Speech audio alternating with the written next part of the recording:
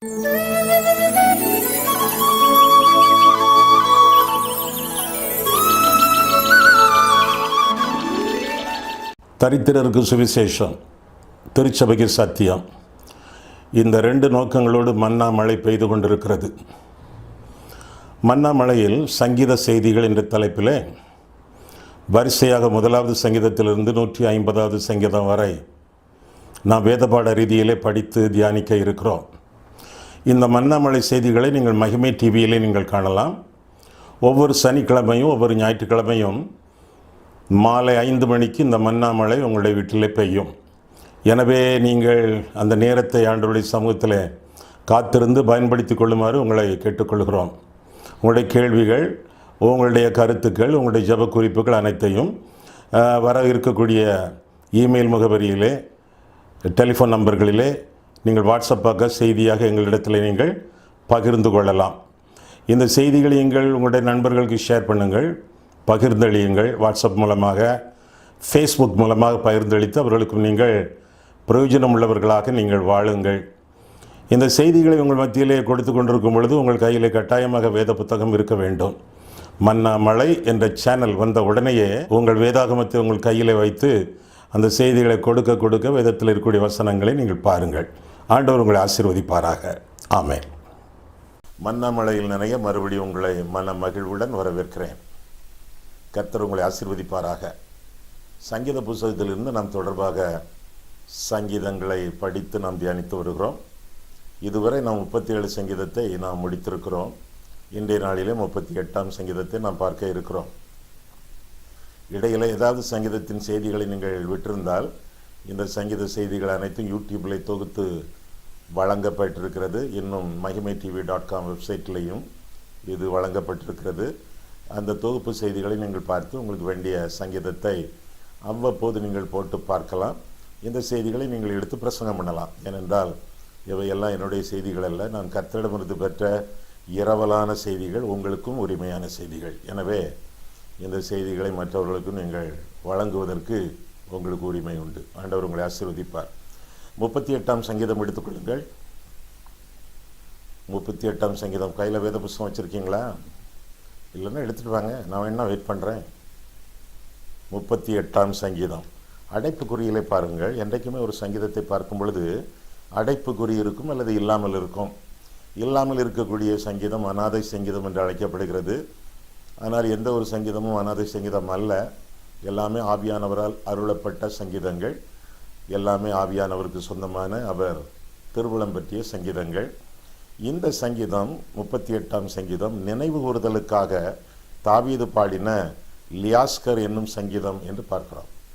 இது தாவீதின் சங்கீதம், லியாஸ்கர் என்னும் சங்கீதம். லியாஸ்கர்னா என்ன அர்த்தம் கேள்விப்பட்டிருக்கீங்களா? லியாஸ்கர் என்ற வார்த்தைக்கு அர்த்தம் நினைவு கூறுதல் என்பதாகும். அதைத்தான் தமிழிலேயே மொழிபெயர்த்து அந்த சுத்தமான அந்த எபிரேய வார்த்தையும் அங்கே பயன்படுத்துகிறார்கள்.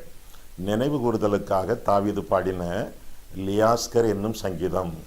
இது ஒரு நினைவு கூறுதலின் பாடல் என்று சொல்லி நாம் அறிந்து கொள்ளலாம்.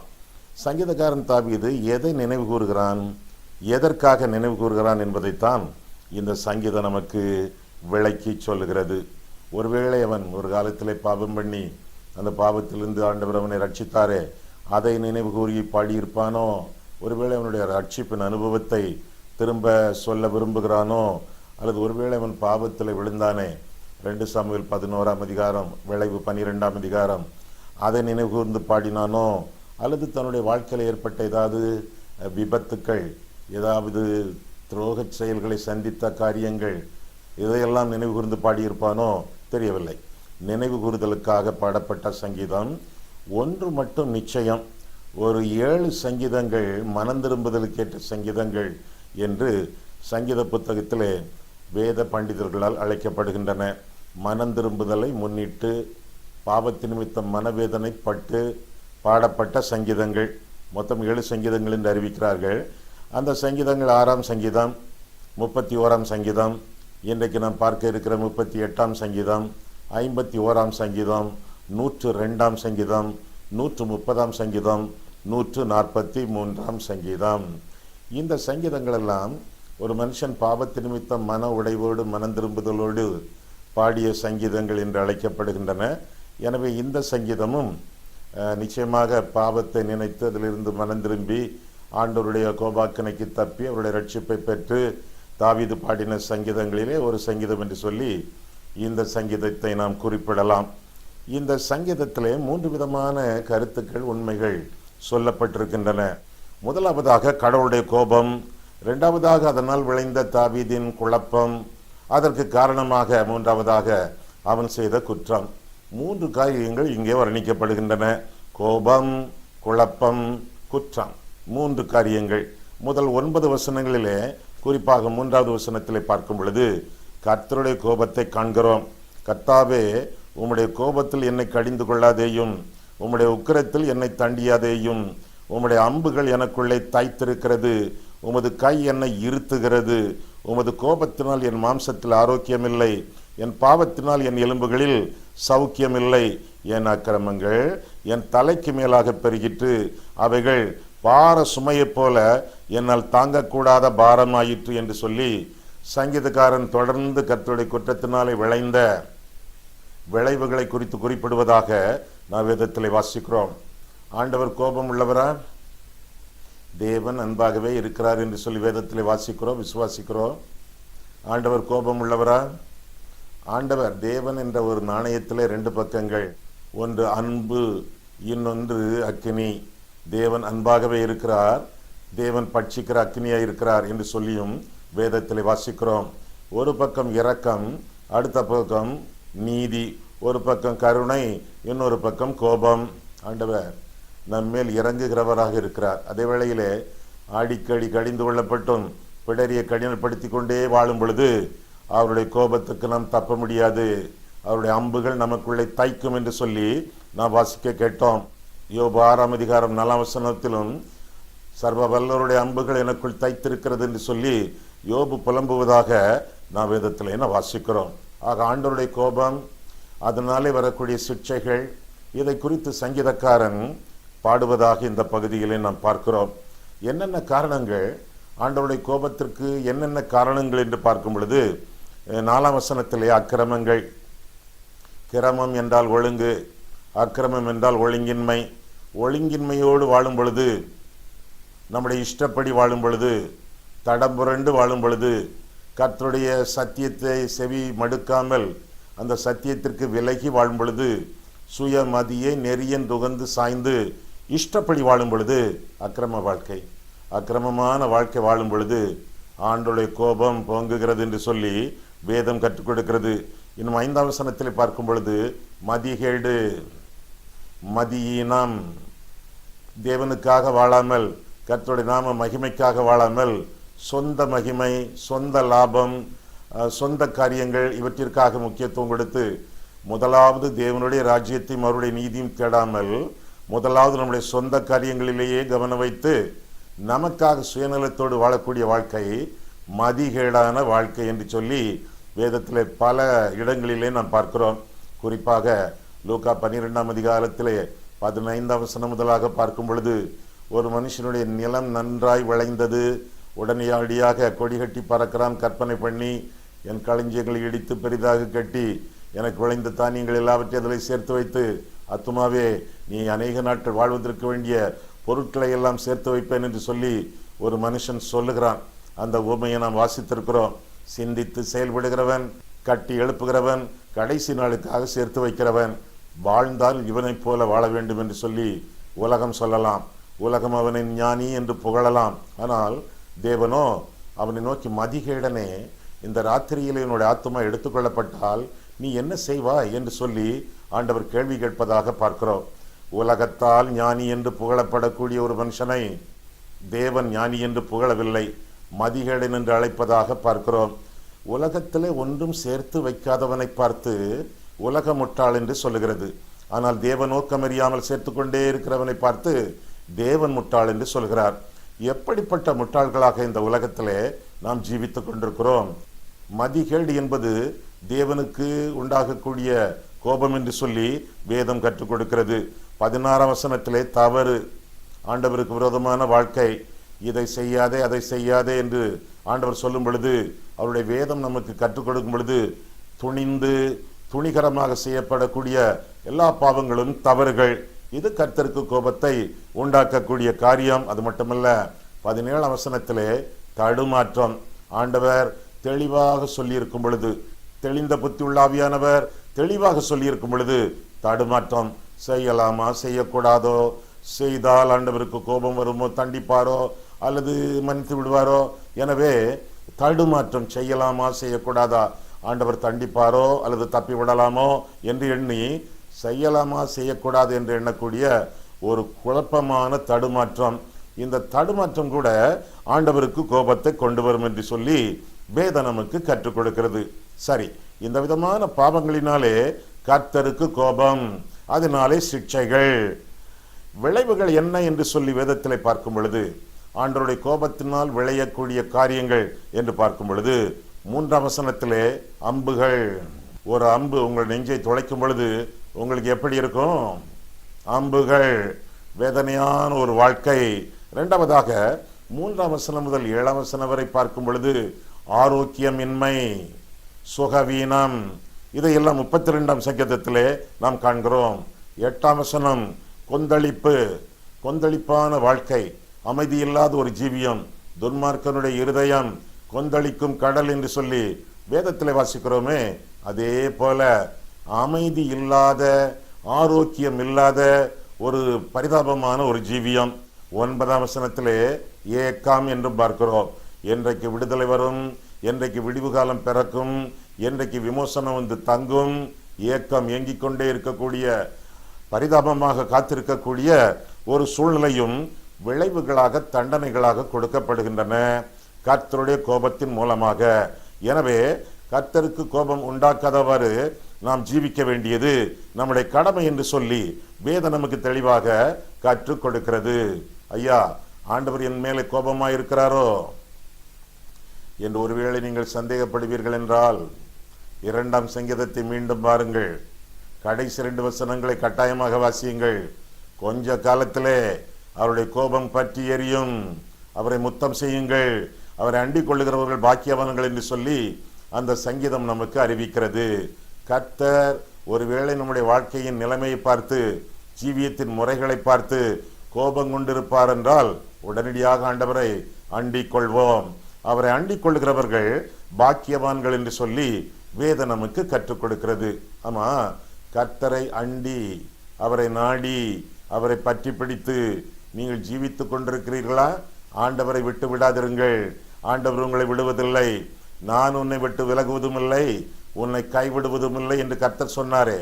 இந்த வசனங்களை நீங்கள் எத்தனை தடவை சொல்லி இருப்பீர்கள். நான் உங்களுக்கு சொல்கிறேன், இதே வசனத்தை நீங்கள் கர்த்தரிடத்தில் சொல்லுங்கள். எப்படி? ஆண்டவரே, நானும் உம்மை விட்டு விலகுவதில்லை, ஆண்டவரே நானும் உம்மை கைவிடுவதில்லை, உம்மை விட்டு விலகாமல் நீங்காமல் உம்முடைய சமூகத்திலேயே வாழ்வேன். கர்த்தாவே, உம்மை கைவிட மாட்டேன், உம்முடைய கையை இறுக பற்றி கொள்வேன். ஏனென்றால் நீரே என்னுடைய வழி, நீரே என்னுடைய வழிகாட்டி. எனவே உம்மை விட்டு விடாமல் பற்றி கொண்டு உமக்காக வாழ்வேன். என் பேரிலே நீர் கொண்டிருக்கக்கூடிய கோபத்தை அகற்றும், என் மேல் நீர் கிருபையாயிரும் என்று சொல்லி ஆண்டவருடைய கிருபைக்கு நம்முடைய வாழ்க்கையை ஒப்புக் கொடுத்து வாழ வேண்டியது நம்முடைய கடமை என்று சொல்லி வேதம் நமக்கு கற்றுக் கொடுக்கிறது. 94ஆம் சங்கீதம் 18ஆம் வசனத்தை பார்க்கும் பொழுது, என் கால் இடரும் பொழுது கர்த்தருடைய கிருபை என்னை தாங்குகிறது என்று சொல்லி வேதத்திலே வாசிக்கிறோமே. ஒருவேளை நம்முடைய பாவங்களினாலே, அக்கிரமங்களினாலே, குற்றங்களினாலே இடறி போய் இருப்போம் என்றால், காணாமல் போன ஆட்டை போல வழி விலகி சென்றிருப்போம் என்றால், கர்த்தரிடத்திலே திரும்புவோம். திரும்ப முடியாவிட்டால், திரும்ப மனமில்லாவிட்டால், கர்த்தருடைய கோபம் இருக்கிறதே, அது தண்டனைகளை கொண்டு வருமே. எனவே கர்த்தரிடத்தில் சொல்லுங்கள், ஆண்டவரே, என்னால் திரும்ப முடியவில்லை, என்னால் திருந்த முடியவில்லை, என்னால் மனம் மாற்றம் பெற முடியவில்லை, திரும்ப முடியவில்லை ஆண்டவரே, திருந்த முடியவில்லை கர்த்தாவே, தேவனே என்னை திருப்பி கொண்டு வாரும். காணாமல் போன ஆட்டுக்குட்டியாகி என்னை உம்முடைய தோளிலே சுமந்து திருப்பி கொண்டு வாரும், மீண்டுமாக உம்முடைய மந்தையிலே என்னை சேரும் என்று சொல்லி ஆண்டவரை அண்டிக் கொள்ள நாம் கடமைப்பட்டிருக்கிறோம். ஆக முதலாவதாக கர்த்தருடைய கோபம். இரண்டாவதாக அதனாலே வரக்கூடிய குழப்பம். என்னென்ன குழப்பங்கள் என்று பார்க்கும் பொழுது 10ஆம் வசனத்திலிருந்து 14ஆம் வசனம் வரை பார்க்கும் பொழுது விளைவுகளை தொடர்ந்து நாம் அங்கே சந்திக்கிறோம். என் உள்ளம் குழம்பி அலைகிறது, குழப்பம். என் உள்ளம் குழம்பி அலைகிறது, என் பலன் என்னை விட்டு விலகி என் கண்களின் ஒளி முதலாய் இல்லாமற் போயிற்று. என் சிநேகிதரும் என் தோழரும் என் வாதையை கண்டு விலகுகிறார்கள், என் இனத்தாரும் தூரத்திலே நிற்கிறார்கள். என் பிராணனை வாங்க தேடுகிறவர்கள் எனக்கு கண்ணிகளை வைக்கிறார்கள். எனக்கு பொல்லாங்கு தேடுகிறவர்கள் கேடானவைகளை பேசி நாள் முழுதும் வஞ்சனைகளை யோசிக்கிறார்கள். நானோ, அடிக்கடி சங்கீத புத்தகத்திலே நானோ என்ற வார்த்தை வருகிறது. நானோ என்ன அர்த்தம்? நானோ வித்தியாசமானவன், விசித்திரமானவன், சமரசம் பண்ண மாட்டேன், காம்ப்ரமைஸ் பண்ணி வாழ மாட்டேன். நானோ வித்தியாசமாக விசித்திரமாக விலகி வாழ்வேன். எப்படி வாழ்கிறான்? நானோ என்று 13ஆம் வசனத்தில் வாசிக்கிறோம். நானோ செவிடனைப் போல கேளாதவனாகவும் ஊமையனைப் போல வாய் திறவாதவனாகவும் இருக்கிறேன்.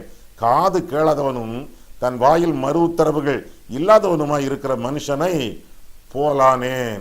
மற்றவர்கள் நிந்திக்கும் பொழுது, தூஷிக்கும் பொழுது, சகல விதமான வார்த்தைகளையும் பொய்யாய் சொல்லும் பொழுது செவிடனைப் போல வாழ்கிறேன். என்ன அருமையான வார்த்தை! அதையும் இதையும் கேட்டுக்கொண்டிருந்தால் நம்முடைய வேலைக்காரர்கள் கூட நம்மை அவமானப்படுத்துவதை, தூஷிப்பதை நாம் கேட்க வேண்டியதாக இருக்கும் என்று நீதிமொழிகளிலே நாம் வாசிக்கிறோம். செவிடனைப் போல வாழக்கூடிய ஒரு வாழ்க்கை, அதையெல்லாம் தவிர்த்து விட்டு இக்னோர் பண்ணி வாழ வேண்டிய ஒரு வாழ்க்கை. தாவீதை தூஷிக்கிறான் சிமேயி. இரத்த பிரியனை தொலைந்து போய் என்று சொல்லி வனாந்தரத்தில் மண்ணை கல்லை வாரி இறைத்து தாவீதை தூஷிக்கிறான். அபிசாய் சொல்லுகிறான், அவனுடைய உற்ற நண்பன், அவனுடைய மெய்காவலன் தாவீது ராஜாவை பார்த்து, இந்த நாயின் தலையை நான் வாங்கி போடவா என்று சொல்லி பட்டயத்தை உருவுகிறான். தாவீது சொல்கிறான், அவனை விட்டுவிடு, கர்த்தர் அவனை தூஷிக்க சொன்னார், கடவுள் அதை அனுமதிப்பதினாலே நான் அதை ஏற்றுக்கொள்கிறேன் என்று சொல்லி அதை இக்னோர் பண்ணுகிறான், அதை தவிர்த்து விடுகிறான், அதை சட்டை பண்ணவில்லை. இதை போல அநேக வேளைகளிலே நம்முடைய குடும்பத்தார், நம்முடைய உற்றார் உறவினர், நண்பர்கள், விரோதிகள், அக்கம் பக்கத்தில் இருக்கிறவர்கள், சேர்ந்து பழகிறவர்கள் தூஷிப்பதை நம்முடைய காதுகள் கேட்க நேரிடும். அந்த சமயத்தில் செய்ய வேண்டியது என்ன? காது கேளாதவர்கள் போல, செவிடர்கள் போல நடந்து கொள்ள வேண்டும். ஆனால் 2 காதுகள் கேட்கின்றன, கேட்டுக்கொண்டே இருக்கின்றன. அவை கர்த்தருடைய காதுகள். நான் பதிர் செய்வேன், பழி வாங்குதல் எனக்குரியது, நானே பதிர் செய்வேன் என்று சொல்லி நாம் பேச வேண்டிய காரியங்களை கர்த்தர் பேசுவார், நாம் செய்ய வேண்டிய காரியங்களை கர்த்தர் செய்வார். நம்முடைய நீதியை ஆண்டவர் விளங்க பண்ணுவார், அவர்களுக்கோ தண்டனைகளை அளிப்பார். குட்டிகளை பறிகொடுத்த கரடியை போல குடுகுடு என்று அங்குமிங்கு மோடி நியாயம் தீர்க்காமல், நீதி கரிக்காமல், பழி வாங்காமல், பிரதியுத்தரம் சொல்லாமல் இதெல்லாம் செய்து கொண்டிருந்தால் பிரச்சனையை நாம் டபுள் ஆக்குவோம், இரட்டிப்பாக மாற்றுவோம். எனவே எல்லா காரியங்களையும் கர்த்தருடைய கரங்களிலே ஒப்பு கொடுத்து விட்டு குழப்பமில்லாத வாழ்க்கை வாழ வேண்டியது நம்முடைய கடமை. என்னென்ன குழப்பங்கள்? 10ஆம் வசனத்திலே, எனக்கு பலனில்லை ஆண்டவரே, சோர்ந்து போனேன் ஆண்டவரே, நெஞ்சு பாரம் ஆண்டவரே, படுக்கையிலே பாரத்தோடு நான் சாய்கிறேன் ஆண்டவரே, கண் ஒளி இல்லை ஆண்டவரே, வேதத்தை பார்ப்பதற்கு படிப்பதற்கு கூட கண் மங்கலாக தோன்றுகிறது ஆண்டவரே. சங்கீதக்காரன் சொல்கிறான். இன்னும் 11ஆம் வசனத்திலே, என் சிநேகிதர்கள் எல்லாருமே என்னை விட்டு விட்டு போய்விட்டார்கள், நான் நன்றாயிருக்கும் பொழுது என்னோடு ஒட்டி இருந்தார்கள், ஆனால் நான் துன்பப்படும் பொழுது என்னை விட்டு விலகிவிட்டார்கள். இதுதானே நம்முடைய வாழ்க்கையிலே உண்மை. நாம் நன்றாயிருக்கும் பொழுது, செழித்திருக்கும் பொழுது நம்முடைய நண்பர்களுக்கு நாம் யார் என்று தெரியும். ஆனால் நாம் துன்பப்படும் பொழுது, வேதனைப்படும் பொழுது, கஷ்டப்படும் பொழுது, கண்ணீர் விடும் பொழுது நம்முடைய நண்பர்கள் யார் என்று நமக்கு தெரியும். எனவே உண்மையான நண்பர்களை நம்முடைய சிறுமையின் வேளைகளிலே, செழிப்பான சூழ்நிலைகளிலே அல்ல, சிறுமையின் வேளைகளிலே, வருத்தமான வேளைகளிலே உண்மையான நண்பர்களை நாம் கண்டுபிடிப்போம். அது மட்டுமல்ல, 12ஆம் வசனத்திலே, எனக்கு முன்பாக கண்ணிகளை வைக்கிறார்கள், அவர்கள் கேடானவைகளை சிந்திக்கிறார்கள் என்று சொல்லி மேலும் தன்னுடைய குழப்பங்களை சங்கீதக்காரன் அறிவிப்பதாக நாம் பார்க்கிறோம். 19ஆம் வசனத்திலே, பகை 20ஆம் வசனத்திலே விரோதம், இன்னும் அதே வசனத்திலே நன்மைக்கு தீமை செய்கிறார்கள். இதெல்லாம் பகைவர்கள் செய்யக்கூடிய காரியம். எனவே என்னுடைய வாழ்க்கை குழம்பி போய் கொண்டிருக்கிறது ஆண்டவரே என்று சொல்லி தன்னுடைய குழப்பத்தையும் அறிக்கையிடுவதாக நாம் பார்க்கிறோம். நன்மைக்கு நன்மை செய்வது மனித குணம், தீமைக்கு தீமை செய்வது மிருக குணம். நன்மைக்கு தீமை செய்வது பிசாசின் குணம், தீமைக்கு நன்மை செய்வது தேவ குணம். இவர்களோ பிசாசின் குணங்களோடு வாழ்ந்து தன்னை சித்திரவதை பண்ணுவதாக, சிறுமைப்படுத்துவதாக சங்கீதக்காரன் தன் குழப்பத்தை அறிவிக்கிறான். இந்த விதமான காரியங்கள் சங்கீதக்காரனுக்கு அளிக்கப்பட்ட, அனுப்பப்பட்ட அல்லது அனுமதிக்கப்பட்ட சிக்ஷையின் அனுபவங்கள். நானோ வித்தியாசமாக வாழ்வேன் என்று சங்கீதக்காரன் சொல்கிறான். ஆமா, அடிக்கடி நம்முடைய வாழ்க்கையிலே சிக்ஷைகள் வருகின்றனவே, சிக்ஷைகள், பாடுகள். எதற்காக எதற்காக என்று பார்த்தால் சிக்ஷைகள் தான் நம்முடைய வாழ்க்கையிலே ஜெப வாழ்க்கையை உறுதிப்படுத்தும். அதிகமாக எப்பொழுது ஜெபிப்போம்? பாடுகள் வந்தால், பிரச்சனைகள் வந்தால். பாடுகள் நம்மை பரம பிதாவினிடத்திலே வழி நடத்துகின்றன. எனவே சிக்ஷைகள் நம்மை தேவனிடத்திலே கொண்டு வருகின்றன என்று சொல்லி 1ஆம் வசனத்திலே, 13ஆம் வசனத்திலே, 21ஆம் வசனத்திலே, 22ஆம் வசனத்திலே நாம் காண்கிறோம். அது மட்டுமல்ல, சிக்ஷை வரும் பொழுதுதான் ஒரு மனுஷன் பாவத்திலிருந்து விழித்துக் கொள்ளுகிறான். ஏன் இது வந்தது, எப்பொழுது இந்த பாடு, இந்த பிரச்சனை, இந்த வியாதி நீங்கும், அப்பொழுதுதான் அவன் விழித்துக் கொள்ளுகிறான். தன்னுடைய பாவத்திலிருந்து எழும்ப முற்படுகிறான். இதைத்தான் 3ஆம் 5ஆம் வசனங்களிலே வாசிக்கிறோம். சிக்ஷைகளினாலே வரக்கூடிய இன்னொரு பயன் என்ன என்று சொன்னால், உண்மையான நண்பர்களை நாம் கண்டுபிடிக்கலாம். 11ஆம் 12ஆம் வசனங்களிலே ஏற்கனவே நான் சொன்னேன், பாடுகளின் வேளையிலே தான் நம்முடைய நண்பர்கள் யார் என்பதை நாம் கண்டுபிடிக்க முடியும். துன்பமான சூழ்நிலைகளிலே அவர் தூரப் போவார்கள், செழிப்பான சூழ்நிலைகளிலே அவர் வருவார்கள். உண்மையான உற்ற நண்பர்கள் யார்? பாடுகளின் வேளையிலே நம்முடைய பக்கத்திலிருந்து பாரமாக நமக்கு ஜெபித்து வேண்டிய நன்மைகளை நமக்கு தந்து நம்மை ஆதரிக்கக்கூடியவர்கள். இந்த நண்பர்கள் உங்களுக்கு இருக்கிறார்களா? இருப்பாங்களே, ஆனால் ஒரு சிலர் தான் இருப்பார்கள். நல்ல நண்பர்கள் நமக்கு தேவை. முக்கியமான நல்ல நண்பர் பாவ சஞ்சலத்தை நீக்கும் நண்பர் இயேசு கிறிஸ்து. அவரை நல்ல நண்பர் என்று சொல்லி வேதம் நமக்கு கற்றுக் கொடுக்கிறது. அது மட்டுமல்ல, சிக்ஷையின் வேளையிலே ஒரு மனுஷன் செய்வது 13ஆம் 14ஆம் வசனங்களிலே அமைதி. அந்த மனுஷன் அமைதியாக இருப்பான், அமைதியாக இருக்க வேண்டும் என்று சொல்லி புலம்பல் 3ஆம் அதிகாரம் 27ஆம் வசனம் முதலாக வாசிக்கிறோம். தன் இளவயதில் நுகத்தை சுமப்பது, நுகம் சிக்ஷை, நுகத்தை சுமப்பது வாலிபனுக்கு ஏற்றது. அதை அவரே தன் மேல் வைத்தார் என்று அறிந்து அமைதியாயிருக்க கடவன். சிக்ஷையின் சூழ்நிலையிலே அமைதி தேவை. இதை எப்படி தீர்க்கலாம் என்று சொல்லி அங்கும் இங்கும் ஓடினால் அமைதி நீங்கிவிடும், அதிகமாக பிரச்சனைகள் பெருகிவிடும். சிக்ஷையின் சூழ்நிலைகளிலே நீங்கள் அமர்ந்திருந்து நானே தேவன் என்று அறிந்து கொள்ளுங்கள், ஜாதிகளுக்குள்ளே உயர்ந்திருப்பேன், பூமியிலே உயர்ந்திருப்பேன் என்று சொல்லி கர்த்தர் திருவுளம் பெற்றுகிறார். 15ஆம் வசனத்திலே காத்திருங்கள், சிக்ஷையின் சூழ்நிலைகளிலே காத்திருங்கள், கோபப்படாதிருங்கள், கர்த்தர் மேல் வருத்தப்படாதிருங்கள், அடுத்தவர்களை சபியாதிருங்கள். ஒன்னாலத்தான் இப்படி ஆச்சு, ஒன்னாலத்தான் இப்படி ஆச்சு என்று சொல்லி மற்றவர்கள் மேல் குற்றம் சுமத்தாதிருங்கள். காத்திருங்கள், கர்த்தருடைய கருணைக்காக, கர்த்தருடைய நேரத்திற்காக, கர்த்தருடைய விமோசனங்களுக்காக, கர்த்தருடைய சமூகத்திலே காத்திருங்கள்.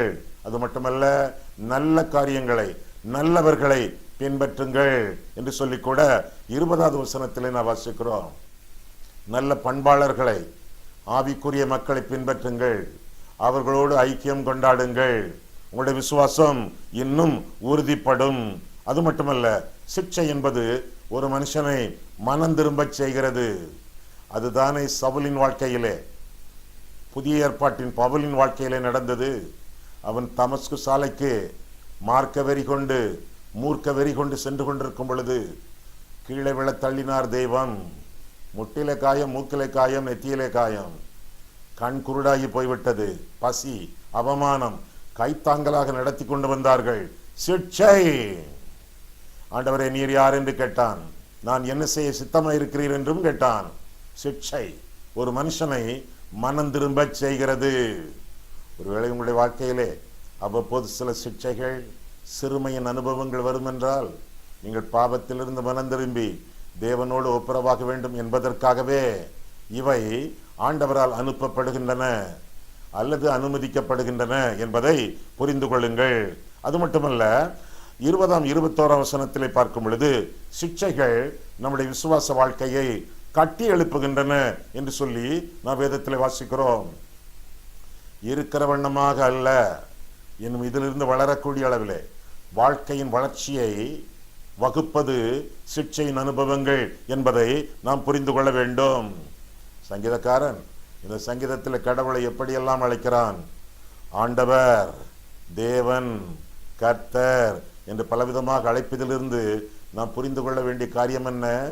என் ஆண்டவர், என் கடவுள் தம்முடைய கோபத்தை என்னிடமிருந்து விலக்குவார், என்னுடைய குழப்பங்கள் எல்லாவற்றையும் என்னை விட்டு அகற்றுவார் என்ற எண்ணமும் விசுவாசமும் அவனிடத்தில் இருப்பதினாலே ஆண்டவரை இவ்வண்ணமாக கர்த்தர், ஆண்டவர், தேவன் என்று மாறி மாறி அழைப்பதாக வேதத்திலே வாசிக்கிறோம். சரி, மூன்றாவதாக 13ஆம் வசனத்திலிருந்து 22ஆம் வசனம் வரை பார்க்கும் பொழுது நானோ என்று சங்கீதக்காரன் சொன்னானே, அங்கே சில குற்றங்கள் பட்டியலிடப்படுவதை நாம் பார்க்கிறோம். ஆக முதலாவதாக கோபம், இரண்டாவதாக குழப்பம், மூன்றாவதாக குற்றம். 13ஆம் வசனம் முதல் பாருங்கள்.